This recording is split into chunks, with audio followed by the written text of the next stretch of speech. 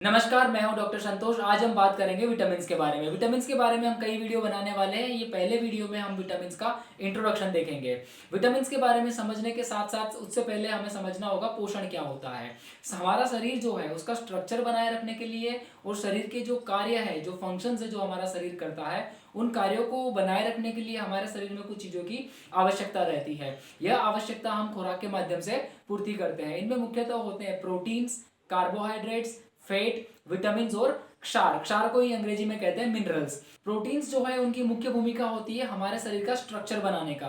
Carbohydrates जो होते हैं वो हमें एनर्जी प्रदान करने का काम करते हैं और जो फैट जो होते हैं वह हमारे शरीर में होने वाली काफी सारी रासायनिक प्रक्रियाओं में एक माध्यम के तौर पे काम करते हैं। साथ ही में फैट जो है हमारे शरीर में इंसुलेशन का भी काम करता है, यानी कि हमारे शरीर का जो तापमान है उसे एक निर्धारित मात्रा में बनाए रखता है।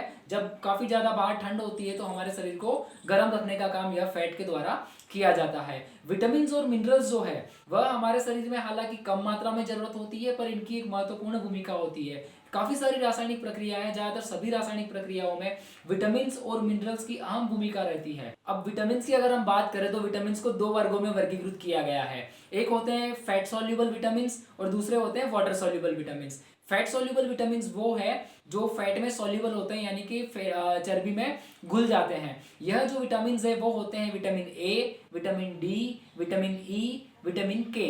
ये फैट सोल्यूबल विटामिन जो है वह हमारे शरीर में लीवर में, मसल्स में और फैटी टिश्यूज में स्टोर हो सकते हैं, यानी कि ये जो विटामिन है वो हमारे शरीर में स्टोर किए जा सकते हैं। जिस खाने में यह विटामिन यानी कि फैट सोल्यूबल विटामिन होते हैं वह खाना हम जब खाते हैं उस वक्त अगर हमारे खाने के साथ साथ हमने फैट वाला भी खाना खाया है तो यह जो विटामिन है वो आसानी से हमारे शरीर में आंतों के द्वारा एब्जॉर्ब किया जाता है, सोख लिया जाता है और हमारे शरीर को काम आ सकता है। दूसरे जो विटामिन होते हैं वह होते हैं water soluble vitamin. Water soluble vitamin यानी कि जैसे कि इसका नाम है कि यह जो विटामिन है वह पानी में घुलते हैं। तो वाटर सोल्यूबल विटामिन होते हैं विटामिन सी, जिसको एस्कॉर्बिक एसिड भी कहते हैं, vitamin B complex. B complex में काफी सारे विटामिन है। विटामिन बी1 जिसे थियामिन कहते हैं, विटामिन बी2 जिसे रिबोफ्लेविन कहते हैं, विटामिन बी3 जिसे नियासिन कहते हैं, विटामिन बी5 जिसे पेंटोथेनिक एसिड कहते हैं, विटामिन बी6 जिसे पायरिडॉक्सिन कहते हैं, विटामिन बी7 जिसे बायोटीन कहते हैं, विटामिन बी9 जिसे कहते हैं फॉलिक एसिड यानी फोलेट, और विटामिन बी12 जिसे कहते हैं कोबालामाइन। ये जो विटामिन है वह वाटर सोल्यूबल होने की वजह से क्या होता है, जब हम यह विटामिन युक्त खाना खाते हैं वह हमारे शरीर में घुलते हैं, हमारे शरीर में आंतों के द्वारा इसको एब्जॉर्ब किया जाता है और जब इनकी मात्रा जरूरत से ज्यादा होती है तो यह पेशाब के द्वारा हमारे शरीर से निकाल दिए जाते हैं। तो वाटर सोल्यूबल विटामिन जो है वह हमारे शरीर में स्टोर नहीं हो पाते हैं। और इनकी कंपैरिजन में जो फैट सोल्यूबल विटामिन है, फैट सोल्यूबल विटामिन वो होते हैं जो चर्बी में घुल जाते हैं, फैट में घुल जाते हैं, इसीलिए इनको फैट सोल्यूबल विटामिन कहते हैं। तो फैट सोल्यूबल विटामिन में आएंगे vitamin A, vitamin D, vitamin E और विटामिन के।